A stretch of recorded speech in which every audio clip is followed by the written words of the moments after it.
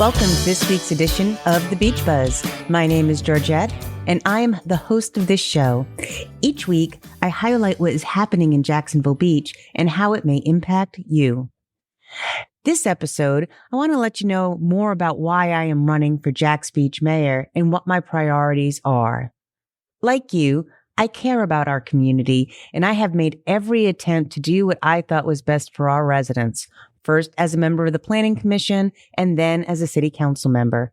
I have voted against the proliferation of townhouses and overdevelopment, pushed for more government transparency and outreach to the residents, and sought to make sure the city was investing in all areas of the city through our parks. 2 years ago, I decided not to run for city council again because I knew the direction the council wanted to take the city. I was in what's called the super minority on council, and on controversial issues, the vote often fell 5-2, with me and Sandy Golding being in the minority. My votes and their rationale continuously fell on deaf ears.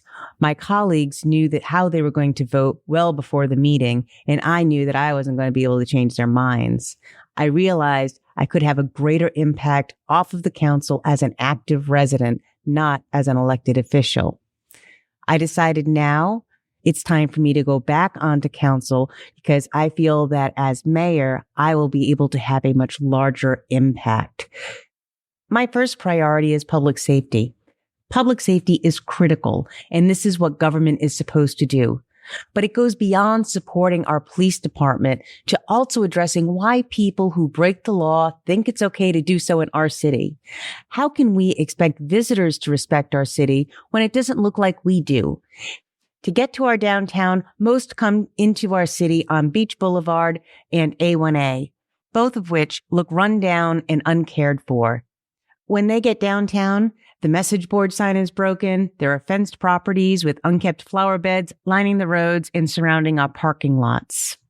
There are old, worn-out public signs that can be seen throughout the city with the logo unrecognizable on many of the monument signs. I know this doesn't sound like much, and perhaps only one of them wouldn't be, but it's all of them together that gives this city a rundown, unkept look. We have some nice new businesses, but they are few and far between. We need to address these environmental issues in addition to making sure our officers are compensated at competitive rates. Our police department has also asked for stationary license plate readers for the last 3 years. During this time, our elected officials kept asking Tallahassee to pay for them, even though they had been told the governor is uncomfortable with this technology. While we have not invested in stationary readers, we do have a couple in police cars, with 3 more cars being outfitted with them soon. But they will not be as effective as stationary readers on Beach and Butler Boulevards.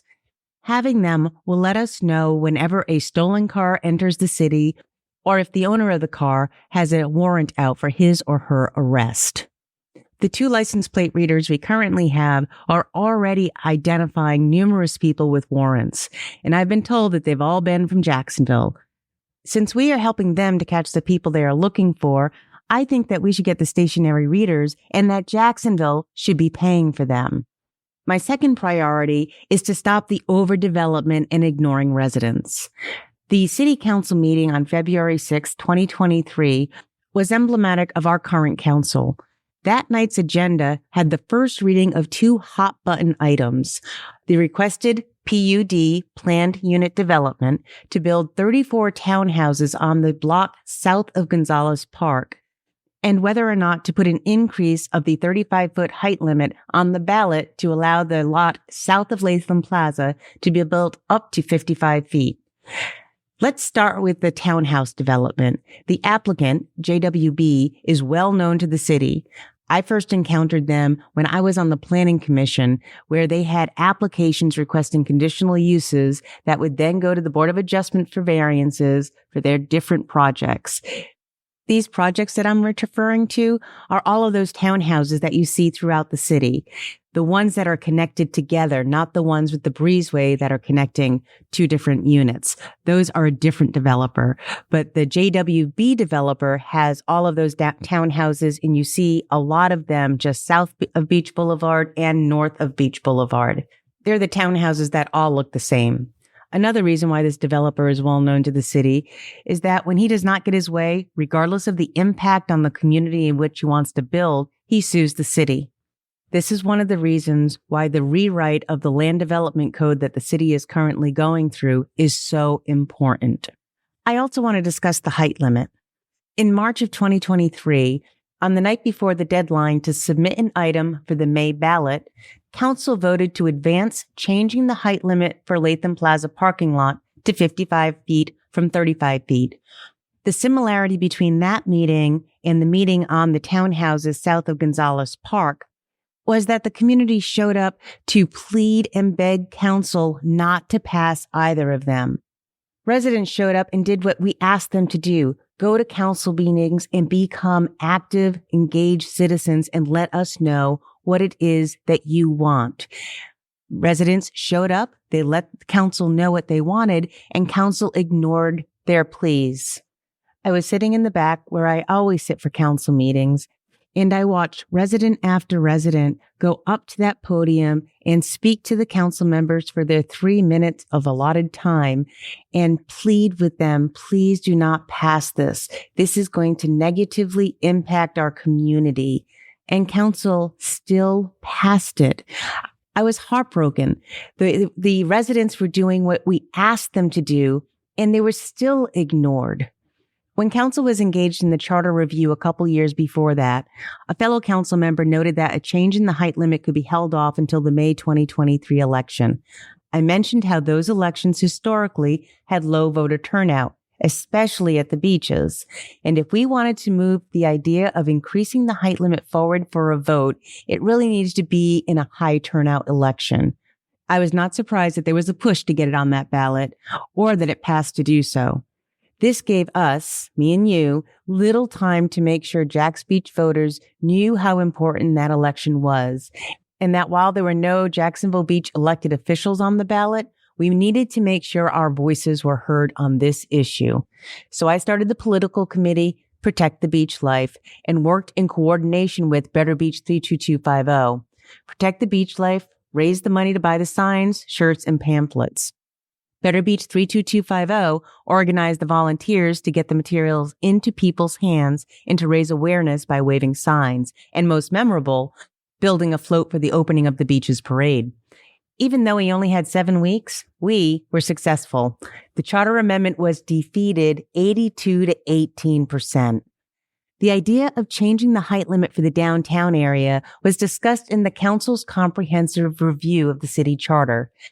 That, in addition to revisiting the number of liquor licenses that we have in the city, were put in what we call the parking lot to be revisited at a later date due to the weightiness of each issue. Well, the height limit has been revisited, which leaves only the number of 4 COP liquor licenses. These are the licenses that bars need, not restaurants or breweries, but bars. Currently, the city has 12 of these licenses, and I think that is enough.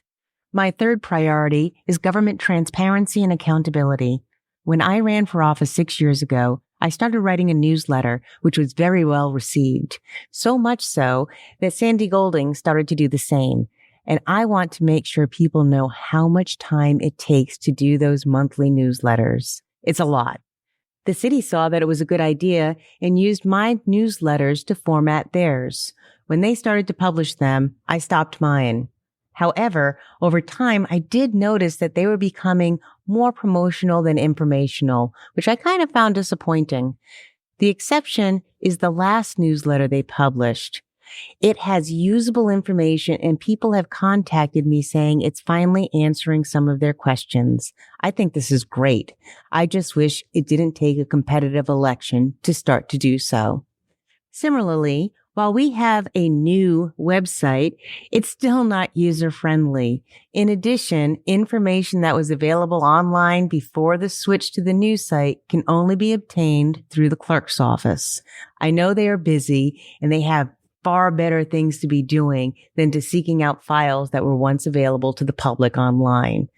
I was on the council when we approved the contract for the vendor to move our materials over to this new site, and I specifically asked if they would convert the older files so that they are ADA accessible. They said yes, but a decision was made internally that they didn't need to. So the contract is now closed out, and we have a lot of documents that we can't put online because they are not ADA accessible. It's a legal requirement.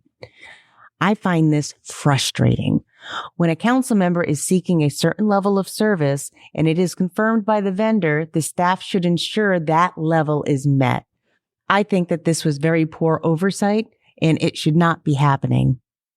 The city's online presence, especially its website, should be easy to navigate to find the information that you are looking for. I received many complaints about the site, from its flow to understanding where to find the information you're looking for. I understand it's a huge task, but when I was on council, we approved contracts to vendors that were supposed to make not only the website, but just our online and our e-presence more accessible. And this isn't just for our website. This also includes the interactions that individuals have when they are in City Hall. Before I was on city council, which was over 6 years ago, there were promises that the city was moving towards allowing credit card payments for in-person transactions. Yes, you can use a credit card online, but in person, all payments have to be done via cash, check, or money order. When I was on council, we approved a pricey system that would allow the city to start doing this. Now I've been off council for 2 years and nothing has changed.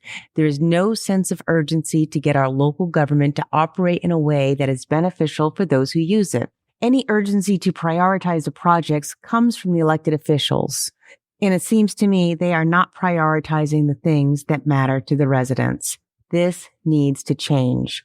From how people can use the website to finding which topics were discussed at a specific council meeting, it needs to be seamless. The more barriers that are in place, the less likely people will keep looking. You paid for this information and you should be able to access it easily. That includes the AV equipment in the chamber. If you take the time to watch a public meeting, you should be able to hear and see what is being discussed. Again, we have been told that it will be upgraded by the end of this year, and I hope this time they are correct on the timeline. To me, there just seems to be no sense of urgency to get things done, unless it is a pet project of the majority of council members. And let me be clear, this is not the fault of the staff. This falls directly on the elected officials. I know they are promising a lot, but staff is limited, so what council prioritizes is what staff prioritizes. The height limit sat dormant for over 6 months until it all of a sudden needed to be passed at the last minute to get it on the May 2023 ballot. We were told the rush was because they wanted to get the RFP, the request for proposals, to build on the Latham Plaza parking lot out, and they needed to know how tall the structure would be. Would they put 35 feet or 55 feet? We were told that it was all that was waiting on. Well, as of today, that RFP still hasn't gone out. It's been 15 months. When Jax Beach made national news after 3 separate shootings on St. Patrick's Day, the police chief noted that they were down in numbers, partially due to some officers being on light duty, but also because they were having an issue attracting and retaining officers. Did the council do anything? No. Again, there was no sense of urgency until 4 of the elected representatives faced challengers in this election. Then, in under a month, an unprecedented raise was approved for incoming officers, as well as 7.6% for current officers. The urgency finally arrived. I would like to think that it was for the safety of Jax Beach residents and visitors, but I also know having the lowest paid officers in the county is bad for anyone seeking re-election. Was this raise deserved? Absolutely. However, it was deserved back in April. It is unfortunate that our officers had to wait until August. And if there were no competitive seats this year, like 4 years ago, would that raise have happened? Remember, 2 years ago, there were 3 slots on council and none of the people who filed were challenged. When that happens, those who filed automatically win at noon on the Friday of qualifying week, and voters never see any names on their ballot.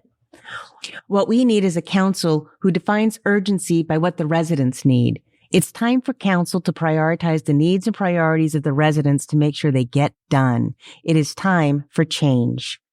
Before I go, please check out Beaches Watch's September meeting on YouTube. The Supervisor of Elections discussed the constitutional amendments that will be on the ballot, and Jacksonville Beach's city manager discussed the charter amendments that are going to be on the ballot. The information they provide is very informative, so please check it out. I'm finding that given that the campaign is really picking up now, there's only 8 more weeks until Election Day, I am going to drop new podcasts every other week. So on September 19th, I go over the LDC workshops and what I think about some of the proposed changes. Until then, continue to embrace the beach life. The preceding episode was paid for and approved by the campaign to elect Georgette for Mayor of Jacksonville Beach.